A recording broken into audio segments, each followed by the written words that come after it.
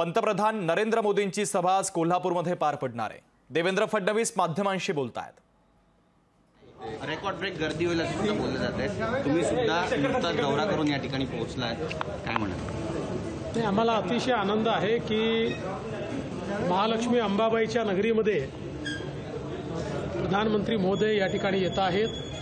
त्यांची भव्य सभा होणार आहे। लोकांची खूप मोठ्या प्रमाणात मागणी होती की या ठिकाणी ही सभा झाली पाहिजे आणि त्यामुळे एक विशेष विनंती माननीय मुख्यमंत्र्यांनी देखील PM साहेबांना केली आणि त्यांनी ही सभा दिली आहे। आणि मला विश्वास आहे की जनतेचा आशीर्वाद हा कोल्हापूर असो की महाराष्ट्रातला कुठलाही भाग असो मोदीजींना मिळणार आहे। शेतकऱ्यांचा आणि खरं तर कांद्याचा विषय आता या ठिकाणी उपस्थित केला जातो। याच निर्यातीवरून देखील विरोधक टीका करताना पाहायला मिळते। आता निर्यात जी उठवलेली आहे ती देखील कमी प्रमाणात आहे, ती पूर्णच निर्यात बंदी जी विरोधक टीका करत आहे ती म्हणजे निवडणुका डोळ्यासमोर ठेवून कांदा निर्यातीचा जो निर्णय तो घेतला। असं आहे की निर्यात बंदी झाल्यानंतरही सातत्याने केंद्र सरकारने कांद्याची खरेदी केली आणि दरवेळेस निर्यातीची लिमिट ठरवून वारंवार निर्यातीची परवानगी देखील दिली आणि आता तर खूप मोठी परवानगी या ठिकाणी दिलेली आहे। विरोधकांना शेतकऱ्यांची घेणं देणं नाही आहे। आपला एक मुद्दा संपला याचं दुःख आहे त्यांना, शेतकऱ्यांना भडकवता येणार नाही याचं दुःख आहे। त्यामुळे खरं तर त्यांनी आनंद व्यक्त करायला पाहिजे होता की बाबा आता शेतकऱ्यांचा कांदा निर्यात होणार आहे। त्यांनी आनंद नाही व्यक्त केला, ते दुःख व्यक्त करतायत। त्यामुळे त्यांना शेतकऱ्यांची घेणं देणं नाही, त्यांना केवळ राजकारण करायचं। शरद पवारांनी ज्या पद्धतीने टीका केलेली आहे पंतप्रधान नरेंद्र मोदी यांना निवडून देणं धोक्याचं आहे यावेळी असं म्हणणं।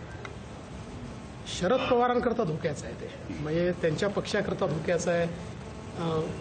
त्यांचं जे काही आता सगळं त्यांच्या पक्षाची जी परिस्थिती आहे त्याच्याकरता धोक्याचं आहे। त्यामुळे त्यांनी वैयक्तिक म्हटलेलं आहे। महाराष्ट्राकरता देशाकरता तर मोदीजींनी जे केलं आहे ते देशाने पाहिलं, म्हणूनच देश त्या ठिकाणी आपल्याला मतं देतोय। 3 दिवसांमध्ये 7 सभा जे नरेंद्र मोदी साहेबांच्या काय अजूनही सुटत नाहीये। 3 दिवसांमध्ये 7 नरेंद्र मोदींच्या सभा होत्या। एवढ्या मोठ्या प्रमाणात वेळ जो आहे तो महाराष्ट्रासाठी मोदींनी मागच्या वेळेस दिल्या होत्या।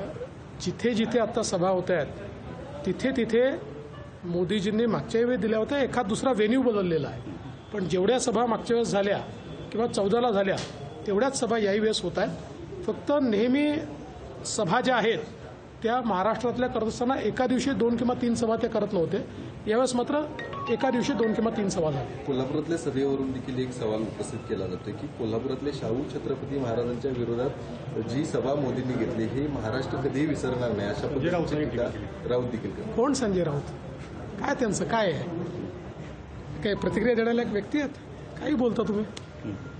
सर, जागा वाटपाचा तिढा आपला सगळा सुटलेला आहे आणि तरीपर्यंत जागा वाटपाचा तिढा सुटलेला आहे। लवकरच त्याची अनाउन्समेंट होणार आहे। लोकशाही मराठी ऐका, पहा, जागरूक रहा।